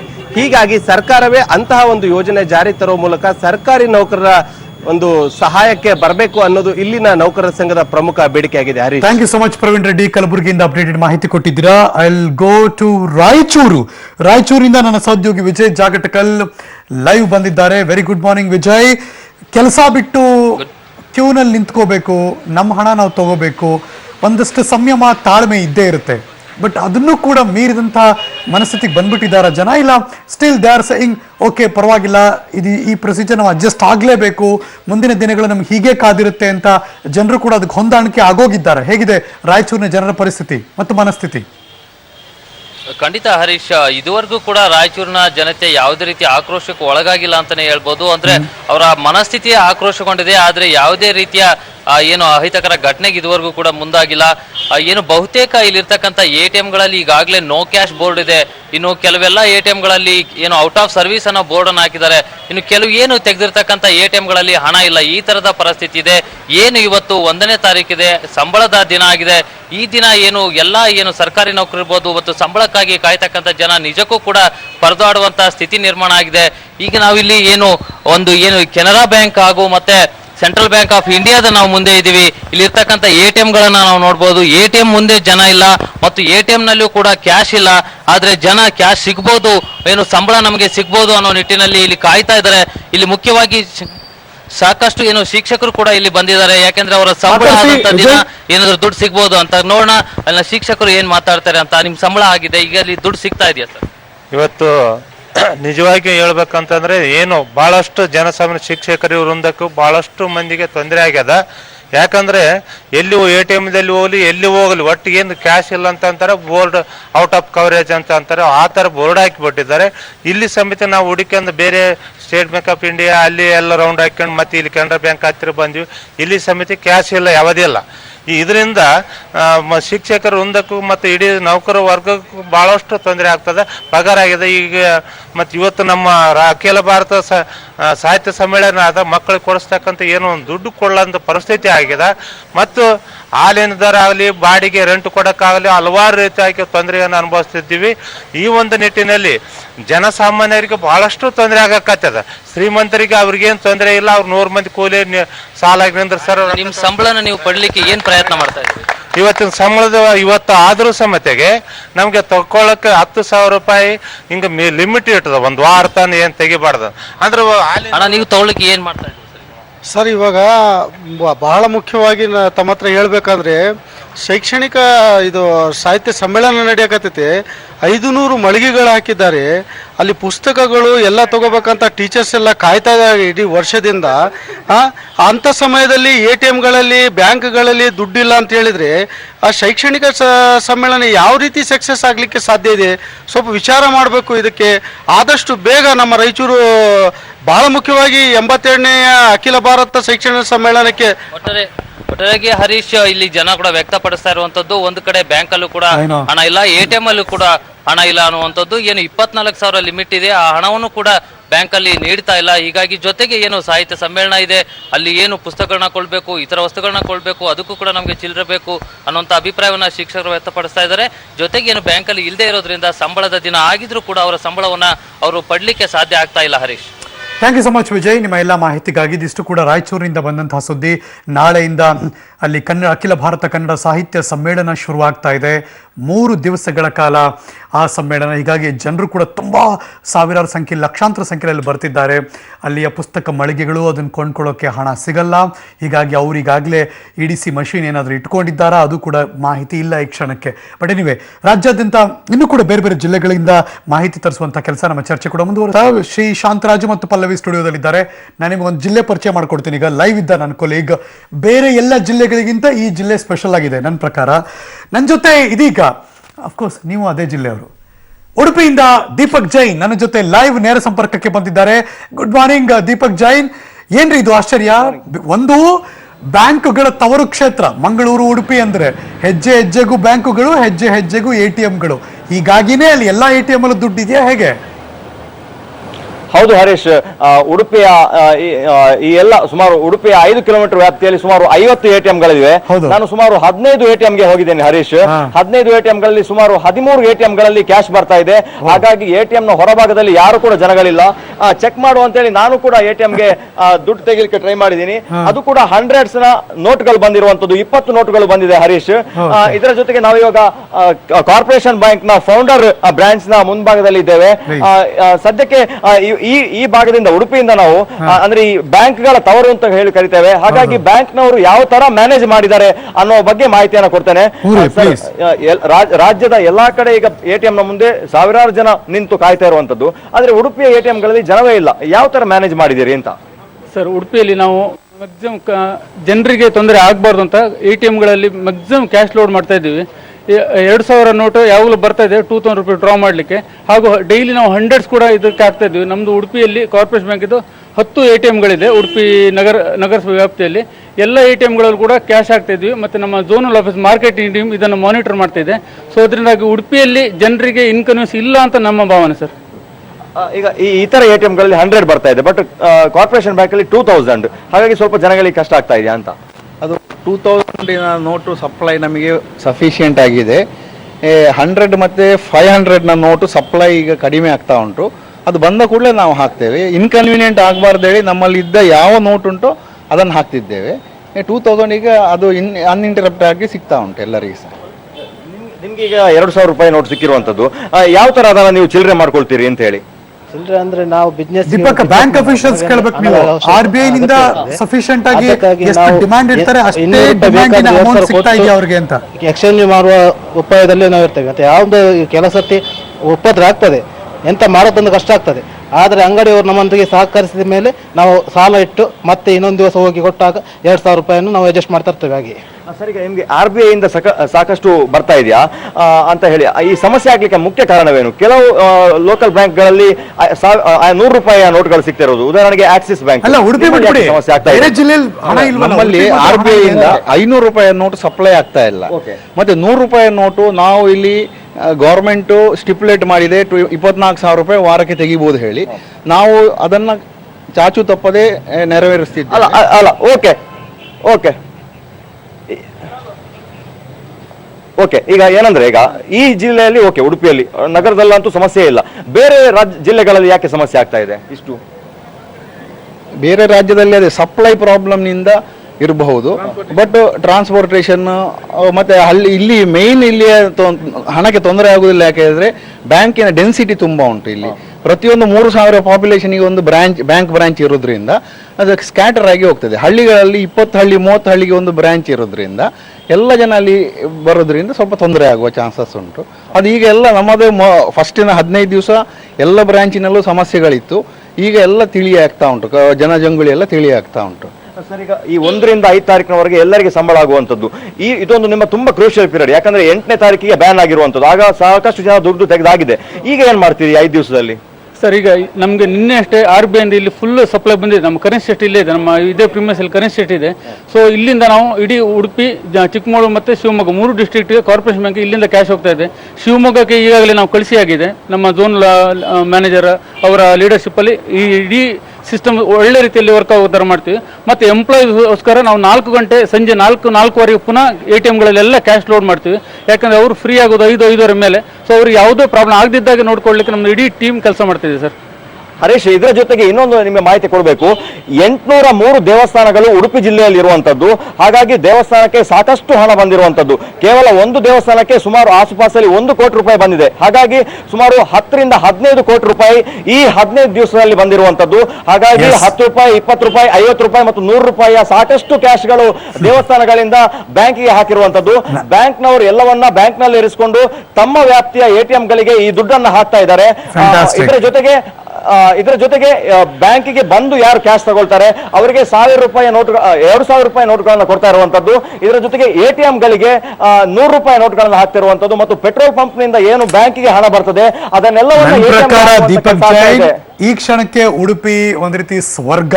ನನ್ ಕೇಳಿದ್ರೆ ಈ ಕ್ಷಣಕ್ಕೆ ಥ್ಯಾಂಕ್ ಯು ಸೋ ಮಚ್. ಅಲ್ಲಿಯ ಎಲ್ಲ ಮಾಹಿತಿನ ಅಪ್ಡೇಟ್ ಮಾಡಿದ್ದಕ್ಕೆ. ಸ್ಟುಡಿಯೋಲ್ ಕೂತಿರುವಂತ ಪಲ್ಲವಿ ಅವರ ಮುಖದಲ್ಲಿ ಒಂದು ಬಿಗ್ ಸ್ಮೈಲ್. ನಿಮ್ಮ ಊರು ಎನಿವೇ ಉಡುಪಿ, ಊರಿಗೆ ಹೋಗಿ ದುಡ್ಡು ಖರ್ಚು ಮಾಡ್ಕೊಂಡು ಹೋದ್ರು ಕೂಡ ದುಡ್ಡು ತೆಗಿಬಹುದು. ಒಂದು ಸ್ಟಾಟಿಸ್ಟಿಕ್ಸ್ ಕೊಡ್ತೀನಿ. ಉಡುಪಿ ಮಂಗಳೂರು ಜಿಲ್ಲೆ ಹೇಗಿದೆ ಅಂತಂದ್ರೆ ಪ್ರತಿ 5 ಕಿಲೋಮೀಟರ್ 3 ರಿಂದ 5 ಕಿಲೋಮೀಟರ್ ಡಿಸ್ಟೆನ್ಸ್ಗೆ ಒಂದೊಂದು ಊರಿದೆ. ಪಾಪ್ಯುಲೇಷನ್ 3,000 ಜನಕ್ಕೆ ಒಂದು ಬ್ರಾಂಚ್ ಇದೆ. 5 ಕಿಲೋಮೀಟರ್ ಡಿಸ್ಟೆನ್ಸ್ಗೆ ಒಂದು ಊರಿದೆ. ಒಂದು ಸಣ್ಣ ಊರು ಅಂದ್ರೆ ನಿಮ್ಮ ಇಲ್ಲಿ ಯಶವಂತಪುರದಷ್ಟು ದೊಡ್ಡ ಊರಿಗೆ ಏನಿಲ್ಲ ಅಂದ್ರೂ 5 ರಿಂದ 6 ಬ್ಯಾಂಕ್ ಇರುತ್ತೆ. ಎಲ್ಲಾ ಬ್ಯಾಂಕ್ನವರದು ಒಂದು ಬ್ರಾಂಚ್ ಇದೆ ಅಲ್ಲಿ ಎಲ್ಲ. ಈಗ ಅಂತೂ ಈ ಮಲ್ಟಿನ್ಯಾಷನಲ್ ಬ್ಯಾಂಕ್ಗಳು ಕೂಡ ಅಲ್ಲಿ ಬಂದಿವೆ. ಅಷ್ಟು ಪಾಪ್ಯುಲೇಷನ್ಗೆ ಬ್ಯಾಂಕ್ಗಳು ತುಂಬಾ ಅಂದ್ರೆ ಬ್ಯಾಂಕ್ಗಳೇ ಜಾಸ್ತಿ. ಎಷ್ಟು ಬ್ಯಾಂಕ್ಗಳಿದೆ ಅಷ್ಟು ATMಗಳು ಇವೆ. ಹಾಗಾಗಿ ಏನಾಗುತ್ತೆ ಅಂತಂದ್ರೆ, ಅಂಡ್ ಎಲ್ಲದಕ್ಕಿಂತ ಜಾಸ್ತಿ ಏನು ಅಂದ್ರೆ ಅಲ್ಲಿನ ಜನ ಎಜುಕೇಟೆಡ್. ನೀವು ಬೇರೆ ಕಡೆ ಕಂಪೇರ್ ಮಾಡಿದ್ರೆ ಜನ ಎಜುಕೇಟೆಡ್. ಹಳ್ಳಿ ಅನ್ನೋ ವಾತಾವರಣದ ಹೆಸರಿಗೆ ಹಳ್ಳಿ ಅಷ್ಟೇ, ಪಾಪ್ಯುಲೇಷನ್ ಲೆಕ್ಕದಲ್ಲಿ ಅದು ಹಳ್ಳಿ. ಆದ್ರೆ ಅವರದ್ದು ಟೆಕ್ನಾಲಜಿ ಅಡಾಪ್ಟ್ ಮಾಡ್ಕೊಂಡಿರೋ ರೀತಿಗೆ ಮತ್ತೆ ಬೆಳವಣಿಗೆ ಆಗಿರೋ ರೀತಿಗೆ ಅದು ಯಾವುದು ಹಳ್ಳಿ ಅಲ್ಲ. ಇಲ್ಲಿನ ಒಂದು ಅರ್ಬನ್ ಏರಿಯಾ, ಅಲ್ಲಿದು ಒಂದು ಹಳ್ಳಿಗೆ ಸರಿಯಾಗಿದೆ. ಹಾಗಾಗಿ ಕ್ಯಾಶ್ ಪ್ರಾಬ್ಲಮ್ ಅನ್ನೋದು ಬರೋದು. ಬಟ್ ಆದ್ರೆ ಸರ್, ಇದು ಹೆಂಗೆ ಸರ್, ಅದು RBI ಇಂದ ಕಡಿಮೆ ಜನ ಇದ್ದಾರೆ, ಹೀಗಾಗಿ ATMಗಳಾಗ್ಲಿ ಬ್ಯಾಂಕ್ಗಳಾಗಿ ಜಾಸ್ತಿ ಇದೆ, ಹೀಗಾಗಿ ಆರಾಮಾಗಿ ಪೂರೈಸೋಕೆ ಸಾಧ್ಯನೋ, ಅಥವಾ RBI reserve bank of India ಜಾಸ್ತಿ ದುಡ್ಡು ಅಲ್ಲಿ ಹೋಗುತ್ತೆ, ಇಲ್ಲಿ ಕಡಿಮೆ ದುಡ್ಡು ಬರುತ್ತೆ, ಆ ಥರದ್ದು ಏನಿರಲ್ಲ ಸರ್? ಆ ಥರ ಏನಿಲ್ಲ. ಮೇಡಮ್ ಹೇಳಿದವರಾಗಿ ಒಂದು ಇದು 100% ಲಿಟ್ರಸಿ, ಇನ್ನೊಂದು ಟೆಕ್ನಾಲಜಿ ಅಬ್ಸಾರ್ವ್ ಮಾಡ್ಕೊಂಡಿದ್ದಾರೆ. ಮೂರನೇದೇನು ಅಂತ ಅಂದರೆ ಅದು ಹೈಲಿ ಬ್ಯಾಂಕ್ಡ್ ಏರಿಯಾ. ಬಹುಶಃ 5-6 ರಾಷ್ಟ್ರವ್ಯಾಪಿಯಾದ ಬ್ಯಾಂಕ್ಗಳಿಗೆ ತವರದು Syndicate Bank, Corporation Bank. So ಅವರು ನೋಡಿ, ಒಂದು ಬಹಳ ಇಂಟ್ರೆಸ್ಟಿಂಗ್ ಏನು ಅಂದ್ರೆ, ದೇವಸ್ಥಾನದಲ್ಲಿ ಬಂದ ದುಡ್ಡನ್ನ ಅವರು ಜಮಾ ಮಾಡಿದ್ದಾರೆ. ಸೊ ಅದೇ ಡಿಸ್ಟ್ರಿಬ್ಯೂಟ್ ಆಗಿ ಹೋಗುತ್ತೆ. ಅದರಿಂದ ಆ ರೀತಿ ಹೇಳಕ್ಕಾಗಲ್ಲ. ರಿಸರ್ವ್ ಬ್ಯಾಂಕ್ನವರು ಅವರು ಪಾಲಿಸಿ ಏನು ಅಂದ್ರೆ, ಅವ್ರು ಇರೋದನ್ನ ರೇಷನಿಂಗ್ ಮಾಡ್ತಾರೆ. ಬಟ್ ರೇಷನಿಂಗ್ ಅಲ್ಲೂ ಕೂಡ ಪ್ರಯಾರಿಟೈಸ್ ಮಾಡ್ತಾರೆ ಸರ್. ಇಲ್ಲಿಗೆ ತುಂಬಾ ಜಾಸ್ತಿ ಬೇಕಾಗುತ್ತೆ ಹಾಗಾಗಿ ಅದಕ್ಕೆ ಕೇಳಿದೆ ನಾನು. ಅದು ಕ್ಯೂರಿಯಾಸಿಟಿ ಇಲ್ಲ, ಯಾಕೆಂದ್ರೆ ಬ್ಯಾಂಕರ್ಸೇ ಅವರು ಪ್ರೊಟೆಸ್ಟ್ ಮಾಡ್ತಾರೆ. ಸರ್, ಒಂದು ನಾನು RBIಗೆ ಆಲ್ಮೋಸ್ಟ್ ಆಲ್ಟರ್ನೇಟಿವ್ ಡೇಸ್ ಹೋಗಿ ನೋಡಿದ್ದೀನಿ. ಅವ್ರೇನು ಮಾಡ್ತಾರೆ, ಎಷ್ಟು ನೋಟ್ಸ್ಗಳು ಅವ್ರಿಗೆ ಬರುತ್ತೆ, ಎಷ್ಟು ಡಿಮಾಂಡ್ ಇದೆ ಸರ್, ಕೋಆಪರೇಟಿವ್ ಬ್ಯಾಂಕ್ಸ್ಗೂ ಕೊಡ್ತಾ ಇದ್ದಾರೆ, ಅಪೆಕ್ಸ್ ಬ್ಯಾಂಕ್ ಕೊಡ್ತಾರೆ, ಟೆಕ್ಸ್ಟೈಲ್ ಕೋಆಪರೇಟಿವ್ ಬ್ಯಾಂಕ್ಸ್ ಕೊಡ್ತಾರೆ. ಇದಲ್ಲದೆ ಈ ನ್ಯಾಷನಲೈಸ್ ಬ್ಯಾಂಕು, ಈ ನ್ಯಾಷನಲೈಸ್ ಬ್ಯಾಂಕು ದೊಡ್ಡ ಪ್ರಮಾಣದಲ್ಲಿ ಅವ್ರಿಗೆ ರಿಕ್ವೈರ್ಮೆಂಟ್ ಇದೆ. ಟೆಕ್ನಾಲಜಿ ಅವರಲ್ಲಿ ಚೆನ್ನಾಗಿ ಇಂಪ್ಲಿಮೆಂಟ್ ಆಗಿದೆ. ಈವನ್ ದೆನ್ ಈ ಮೇಡಮ್ ಹೇಳಿದಾಗೆ ಸರ್, ಇವತ್ತೊಂದು ದಿವಸ ನಿಜವಾದ ಕಷ್ಟಪಡೋರು ಸಂಬಳದ ವಿಷಯದಲ್ಲಿ ಗೃಹಿಣಿಯರು hats off to the women folk. ನಾನು ಬರೋದನ್ನು ತಗೊಂಡೋಗಿ ಕೊಟ್ಬಿಡ್ತೀನಿ, ಬಂದರೆ ಕೊಡ್ತೀನಿ, ಇಲ್ಲಮ್ಮ ಸಂಬಳ ಬಂದಿಲ್ಲ ಅಂದರೆ ಡೇ ಟು ಡೇ ಆಕೆ ಫೇಸ್ ಮಾಡಬೇಕು. ಹೌದು ಸರ್. ಬಟ್ ಇಂಟ್ರೆಸ್ಟಿಂಗ್ ಏನಂದರೆ ಕೆಲಸದಲ್ಲೂ ಕೂಡ ಮೇಡಮ್ ಹೇಳಿದ್ರು, ನನ್ನ ಕೆಲಸದೊಳದು ಇವತ್ತೊಂದು ಆಶ್ಚರ್ಯ ಆಗುತ್ತೆ, ನನ್ನ ಕೆಲಸದೊಳು ಹೇಳೋದು ಸರ್ ಪರವಾಗಿಲ್ಲ ಕೊಡಿ ನಿಧಾನವಾಗಿ ಅಂತ. ಅದೇನಂದರೆ ಒಂದು ಫೀಲಿಂಗ್ ಬಂದ್ಬಿಟ್ಟಿದೆ, something good is going to happen ಅಂತ. ಬಹುಶಃ ಇದನ್ನು ನಾವು ಸಕ್ಸಸ್ಫುಲ್ ಆಗಿ ಇಂಪ್ಲಿಮೆಂಟ್ ಮಾಡಿದ್ರೆ ಅವ್ರಿಗೆ ಅಡ್ವಾಂಟೇಜ್ ಆಗುತ್ತೆ. ನಾನು ದುಡ್ಡಿರೋರು ಸೊ ಯು ಫೀಲ್ ಯಾರೋ ತುಂಬಾ ಒದ್ದಾಟ ಪಟ್ಟರು ಕೂಡ ಖಂಡಿತ ಯಾವುದೋ ತಡ್ಕೋತಾರೆ ಸರ್. ಮೊನ್ನೆ ಒಂದು ಸ್ಯಾಂಪಲ್ ಕೊಟ್ಟಿದ್ದಾರೆ ಮೋದಿ ಅವರು, ಏನು ಅಂದರೆ ಈ ಬಂದು ದುಡ್ಡನ್ನು ಬಡವರಿಗೆ ಕಮ್ಮಿ ಬಡ್ಡಿಯಲ್ಲಿ ಮನೆ ಸಾಲ ಕೊಡ್ತೀನಿ. ಖಂಡಿತ ಕೊಡ್ಬೋದು ಸರ್, ಅದು ಕೊಡೋಕ್ಕೆ ಸಾಧ್ಯ ಇದೆ. ಸರ್ಕಾರನೂ ಬೇಕಾದ್ರೆ ಸಬ್ಸಿಡಿ ಕೊಡ್ಬೋದು. ಯಾತಕ್ಕೆ ಅಂದರೆ ಸಫರ್ ಮಾಡಿದ್ದಾರೆ, ಅವ್ರಿಗೆ ಹೆಲ್ಪ್ ಮಾಡೋಣ. ಆ ಒಂದು ಆಶಾಭಾವನೆಯಿಂದ ಇವತ್ತೊಂದು ದಿವಸ ಅವರು ಕಣ್ಣೀರು ಹಾಕಿದ್ರು ಕೂಡ ಮುಂದೆ ನನಗೇನೋ ಆಗ್ಬೋದು ಅಂತ ಅದನ್ನು ತಡ್ಕೊಳ್ಳೋದಕ್ಕೆ ತಯಾರಾಗಿದ್ದಾರೆ. ಬಹುಶಃ ಅದೊಂದು ದೊಡ್ಡ asset. Is it any chance ಹೆಣ್ಮಕ್ಳಿಗೆ ಈ ಏನು ಪ್ರತಿ ತಿಂಗಳು ಕೊಡ್ತಿದ್ದೀವಿ, ಒಂದು ತಿಂಗಳು ಅವ್ರನ್ನ ಮುಂದಕ್ಕೆ ಹಾಕ್ಬೋದು, ಪರವಾಗಿಲ್ಲ, ಕೇಬಲ್ ಅವ್ರಿಗೆ ಒಟ್ಟಿಗೆ 2 ತಿಂಗಳು ಕೊಟ್ಬಿಡ್ತೀನಪ್ಪ ಇಸ್ಕೊಂಬಿಡೋ ಒಂದು ತಿಂಗಳು ಮುಂದಕ್ಕೂ ಹಾಕಬಹುದು. ಅಂಡ್ ಅಥವಾ ಒಂದು 15 ದಿವಸ, ಈ 15ನೇ ತಾರೀಕಿನ ಒಳಗೆ ಕೊಡೋದು ಏನಿದೆ, 15ನೇ ತಾರೀಕಿನ ನಂತರ ಕೊಡುವಂತ ಪದ್ಧತಿನೂ ತಗೊಂಬಂದು ಅತ್ಲೆ ಒಂದ್ 2 ತಿಂಗಳು ತಡೀರಿ, 2 ತಿಂಗಳು ಇದನ್ನ ಮ್ಯಾನೇಜ್ ಮಾಡಿ ಒಂದು 15ನೇ ತಾರೀಕು ಆದ್ಮೇಲೆ ಕೊಡ್ತೀನಿ, ಕ್ಯಾಶ್ ಸಿಗ್ತಾ ಇಲ್ಲ ಅಂತ ಹೇಳಿ ಅದನ್ನ ತಳ್ಬಹುದು. ಬಟ್ ನಮಗೆ ಹೇಳೋವಾಗ ನಮ್ಗೇನೋ ಅಂತ ಅನ್ಸೋದಿಲ್ಲ ಅನ್ಬಹುದು. ಬಟ್ ಅವರು ಅದನ್ನ ಒಪ್ಕೊಳ್ತಾರೆ, ಅವರಿಗೂ ಅರ್ಥ ಆಗುತ್ತೆ ಸಿಚುವೇಶನ್ ಏನು ಮಾಡ್ತಿಲ್ಲ ಅನ್ನೋದು ಅರ್ಥ ಆಗುತ್ತೆ. ಆದ್ರೆ ಹಾಗಂತ ಹೇಳಿ ಕೆಲಸ ಬಿಟ್ಟು ಹೋದ್ರು ಅವ್ರಿಗೂ ಬೇರೆ ಕಡೆ ಕೆಲಸ ಸಿಗೋದು, ಕೆಲಸ ಹುಟ್ಟೋದು ಕಷ್ಟ ಇದೆ ಈಗಿನ ಪರಿಸ್ಥಿತಿನಲ್ಲಿ. ಯಾಕೆಂದ್ರೆ ಸಂಬಳ ಕೊಡೋದು ಅಷ್ಟು ಸುಲಭ ಅಲ್ಲ ಅಲ್ವಾ. ಹಾಗಾಗಿ ಆದ್ರೆ ಅವ್ರು ಅದನ್ನ ಅರೆ ಮನಸ್ಸಿಂದ ಒಪ್ಕೊಂಡು ಹೋಗ್ತಾರೆ, ಬೇರೆ ದಾರಿ ಇಲ್ಲ. ನಿಮಗೊಂದು ಸುಮ್ಮನೆ ಒಂದು ಐಡಿಯಾ ಥ್ರೋ ಮಾಡಿ ನಮ್ಮ ಜನರಿಗೆ, ಹೆಣ್ಮಕ್ಳು ಕೇಳಿಸ್ಕೊತಾರೆ ಅವ್ರಿಗೆ. ಬಟ್ ಸ್ಟಿಲ್ ಅವ್ರು ಯಾವ ಟೆಕ್ನಿಕ್ ಯೂಸ್ ಮಾಡಿದ್ರು ಒಂದಷ್ಟು ಮ್ಯಾನೇಜ್ ಮಾಡ್ಬೋದು ಅಂತ ನಿಮ್ಗೆ ಅನ್ಸುತ್ತೆ? ಒಂದು, ನೀವು ಇಷ್ಟು ದಿನ ಏನ್ ಖರ್ಚು ಮಾಡ್ತಿದ್ದೀರಿ ಅದರಲ್ಲಿ ಅರ್ಧದಷ್ಟು ಖರ್ಚು ಕಮ್ಮಿ ಮಾಡ್ಕೊಳ್ಳಿ. ಬ್ಯಾಂಕ್ ನಿಮ್ಮ ಕೈಯಲ್ಲಿ ದುಡ್ಡು ಇದ್ರೂನು ತೆಗಿಯಕ್ ಆಗದೆ ಇರುವಂತ ಪರಿಸ್ಥಿತಿ ಇರೋದ್ರಿಂದ ಖರ್ಚನ್ನ ಒಂದ್ ಸ್ವಲ್ಪ ಕಮ್ಮಿ ಮಾಡ್ಕೊಳ್ಳಿ. ಅಂಡ್ ಆ ದುಡ್ಡನ್ನ ನಿಮ್ಗೆ ಯಾರ್ಯಾರಿಗೆ ಮನೆಯಲ್ಲಿ ಈಗ ಏನೇನ ಕೊಡೋದಿದೆ ಅದನ್ನ ಯಾವ್ದು ತೀರಾ ಇಂಪಾರ್ಟೆಂಟ್ ಕೊಡ್ಲೇಬೇಕು. ಈಗ ಪ್ರತಿ ದಿವಸ ಹಾಲಿಗೆ ತಿಂಗಳಿಗೆ ಒಂದು ಟೋಕನ್ ಹಾಕಿ ಹಾಲು ತಗೋಬೇಕು, ಹಾಲು ಬೇಕೇ ಬೇಕು, ಅದನ್ನ ನೀವು ತಗೊಳ್ಳಿ. ಪೇಪರ್ ಬಿಲ್ ನ ಒಂದು ವಾರ, ಒಂದ್ 15 ದಿವಸ ಪೋಸ್ಟ್ಪೋನ್ ಮಾಡಿದ್ರು ಏನು ಪ್ರಾಬ್ಲಮ್ ಆಗಲ್ಲ, ಅದನ್ನ ಒಂಚೂರು ಪೋಸ್ಟ್ಪೋನ್ ಮಾಡ್ಕೊಳ್ಳಿ.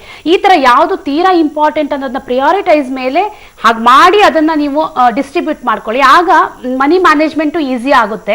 ಅಲಾಂಗ್ ವಿತ್ ದಟ್ ನೀವು ಎಲ್ಲರನ್ನು ಖುಷಿಯಾಗಿ ಇಟ್ಕೊಂಡಂಗೂ ಆಗುತ್ತೆ, ಸಮಸ್ಯೆನ ಸಾಲ್ವ್ ಮಾಡ್ಕೊಂಡಂಗೂ ಆಗುತ್ತೆ. ಯಾಕೆಂದ್ರೆ ಈಗ ಪ್ರಾಬ್ಲಮ್ ಮನೆ ರೆಂಟ್ನ ಒಂದ್ 15 ದಿವಸ ಬಿಟ್ಟು ಹಾಕಿದ್ರು ಏನು ಪ್ರಾಬ್ಲಮ್ ಆಗಲ್ಲ. ಯಾಕಂದ್ರೆ ಅವ್ರಿಗೂ ಗೊತ್ತಿರುತ್ತೆ ಇವ್ರು ಮನೆ ಬಿಟ್ಟು 15 ದಿವಸಕ್ಕೆ ಮನೆ ರೆಂಟ್ ಹಾಕಿಲ್ಲ ಅಂದ್ರೆ ಮನೆ ಬಿಟ್ಟು ಹೋಗಲ್ಲ. ಆ 15 ಅದನ್ನ ಪೋಸ್ಟ್ಪೋನ್ ಮಾಡ್ಕೊಂಡು ತೀರಾ ಇಂಪಾರ್ಟೆಂಟ್ ಚಿಕ್ಕ ಬಿಲ್ಗಳು ತೀರಾ ಇಂಪಾರ್ಟೆಂಟ್ ಏನಿರುತ್ತೆ ಅದನ್ನ ಪ್ರಾಬ್ಲಮ್, ಮಕ್ಕಳು ಸ್ಕೂಲ್ ಫೀ ಕಟ್ಟಲೇಬೇಕಾಗುತ್ತೆ ಅಂತದ್ನೆಲ್ಲ ಒಂಚೂರು ಮೊದಲು ಮುಗಿಸ್ಕೊಂಡು ಯಾವ್ದನ್ನ ಲೇಟ್ ಹಾಕಬಹುದು ಅದನ್ನ ಪೋಸ್ಟ್ಪೋನ್ ಮಾಡ್ಕೊಂಡು. ಈ ಸಿಚುವೇಶನ್ ಅರ್ಥ ಆಗಿರೋದ್ರಿಂದ ಯಾರೊಬ್ರಿಗೆ ಕೊಡ್ಲೇಬೇಕು ನನಗೆ ಅಂತ ಯಾರು ಡಿಮ್ಯಾಂಡ್ ಮಾಡ್ಲಿಕ್ಕಿಲ್ಲ. ಈ ಚರ್ಚೆ ಮಾಡ್ತಿರೋ ಸಂದರ್ಭದ ಒಂದು breaking news, let's take a look. ಈಗ ಬರ್ತಿರುವಂತಹ ಬ್ರೇಕಿಂಗ್ ನ್ಯೂಸ್, ಹಳೆ ನೋಟಿಗೆ ನಾಳೆಯೇ ಕೊನೆ ದಿನ. ಇದೀಗ ಬರ್ತಾ ಇದೆ ಬ್ರೇಕಿಂಗ್ ನ್ಯೂಸ್. ನಿಮ್ಮ ಪಬ್ಲಿಕ್ ಟಿವಿಯ ಸ್ಕ್ರೀನ್ ಮೇಲೆ ಪೆಟ್ರೋಲ್ ಬಂಕ್ಗಳಲ್ಲಿ ಹಳೆಯ ನೋಟುಗಳ ಬಳಕೆಗೆ ಇದ್ದಂತಹ ಅವಧಿಯನ್ನ ಕಡಿತಗೊಳಿಸಲಾಗಿದೆ. ನಿಮ್ಗೆ ನೆನಪಿರ್ಬೋದು, ಒಂದಷ್ಟು ದಿವಸದಿಂದ ನಾವು ಹೇಳ್ತಿದ್ವಿ ಡಿಸೆಂಬರ್ 15ರವರೆಗೆ ವಿನಾಯಿತಿ ಇತ್ತು ಅಂತ ನಾವಾಗ್ಲೇ ಹೇಳಿಕೆ ಕೊಡ್ತಿದ್ವಿ. ಆದ್ರೆ ಈಗ ಬರ್ತಿರುವಂತಹ ಮಾಹಿತಿ ಪ್ರಕಾರ ನಾಳೆ ಮಧ್ಯರಾತ್ರಿ 12 ಗಂಟೆಯೇ ಲಾಸ್ಟ್ ನಿಮ್ಮ ಹಳೆಯ ನೋಟುಗಳನ್ನ ಹೊರಗಡೆ ಚಲಾವಣೆ ಮಾಡುವುದಕ್ಕೆ ಇರುವ ಡೆಡ್ಲೈನ್ ನಾಳೆ, ಅಂದ್ರೆ ಡಿಸೆಂಬರ್ 2ನೇ ತಾರೀಕು ಮಧ್ಯರಾತ್ರಿ 12 ಗಂಟೆಯ ತನಕ ಮಾತ್ರ. ಇದುವರೆಗೆ ಇದ್ದಂತಹ ಡೇಟ್ ಅದು 15ನೇ ತಾರೀಕು, ಆದರೆ ಈಗ ಅದಕ್ಕೆ ಕಡಿತಗೊಳಿಸಿ ವಿನಾಯಿತಿ ಇಲ್ಲ. ನಾಳೆ ಮಧ್ಯರಾತ್ರಿ 12 ಗಂಟೆಗೆ ಮಾತ್ರ ಹಳೆಯ ನೋಟುಗಳನ್ನು ತೆಗೆದುಕೊಳ್ತಾರೆ ಪೆಟ್ರೋಲ್ ಬಂಕ್ನವರು. ಅಲ್ಲೇ ಇದುವರೆಗೂ ನೀವು ಹಳೆಯ 500 ರೂಪಾಯಿ ನೋಟನ್ನ ಮಾತ್ರ ಕೊಡಬಹುದಾಗಿತ್ತು. ಆದರೆ ನಾಳೆ ಮಧ್ಯರಾತ್ರಿ ಆದ್ಮೇಲೆ ಅಂದ್ರೆ ಡಿಸೆಂಬರ್ 3ನೇ ತಾರೀಕು ಬೆಳಗಿನ ಜಾವದಿಂದ ಯಾವುದೇ 500 ನೋಟನ್ನ ತೆಗೆದುಕೊಳ್ಳುವುದಿಲ್ಲ ಅನ್ನೋ ಮಾಹಿತಿ ಈ ಕ್ಷಣ ಬರ್ತಾ ಇದೆ. Breaking news.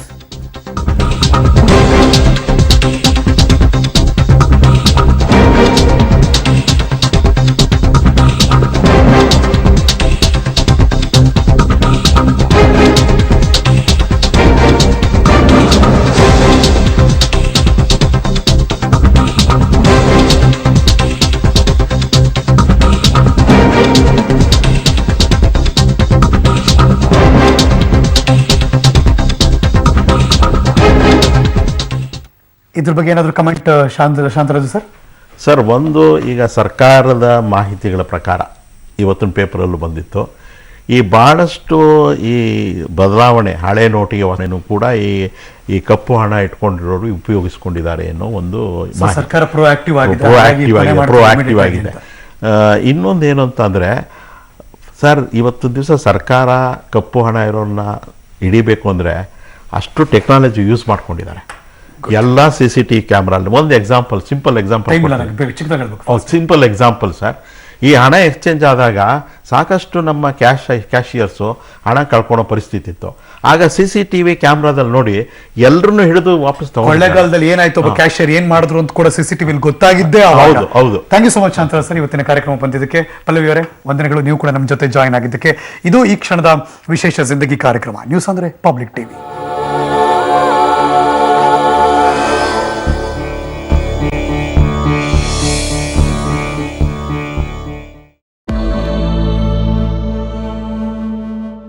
ಮೂರು ದಿನಗಳ ಹಿಂದೆ ನಡೆದಂತಹ ಈ ಸರ್ವೆನಲ್ಲಿ ಸುಮಾರು 30 ಜಿಲ್ಲೆಗಳಲ್ಲಿ 1501 ಉಳಿದ ಜಿಲ್ಲೆಗಳಲ್ಲಿ 1500, 250 ಅದರಲ್ಲಿ ಬೆಂಗಳೂರಿನಲ್ಲಿ ನಡೆದಿರುವಂಥದ್ದು. ಈ 50ರಲ್ಲಿ ವರ್ಗೀಕರಣವನ್ನು ಮಾಡಲಾಗಿತ್ತು. ಶ್ರೀಸಾಮಾನ್ಯರು, ವಿದ್ಯಾರ್ಥಿ, ಯುವಜನರು, ಗೃಹಿಣಿಯರು, ಹಿರಿಯ ನಾಗರಿಕರು, ಪಿಂಚಣಿದಾರರು, ಕಾರ್ಮಿಕರು, ವ್ಯಾಪಾರಿಗಳು ಹಾಗೂ ಗ್ರಾಮಸ್ಥರೆಂದು. ಬ್ಯಾಂಕ್ ಹಣದ ವಾಹನ ನಾಪತ್ತೆ ಪ್ರಕರಣ ಸಂಬಂಧಪಟ್ಟಂತೆ ಕದ್ದ ಹಣವನ್ನ ಹಂಚಿಕೊಂಡು ಬೇರೆ ಬೇರೆ ಆಗಲು ಪ್ಲಾನ್ ಅನ್ನ ರೂಪಿಸಿಕೊಂಡಿದ್ರಂತೆ.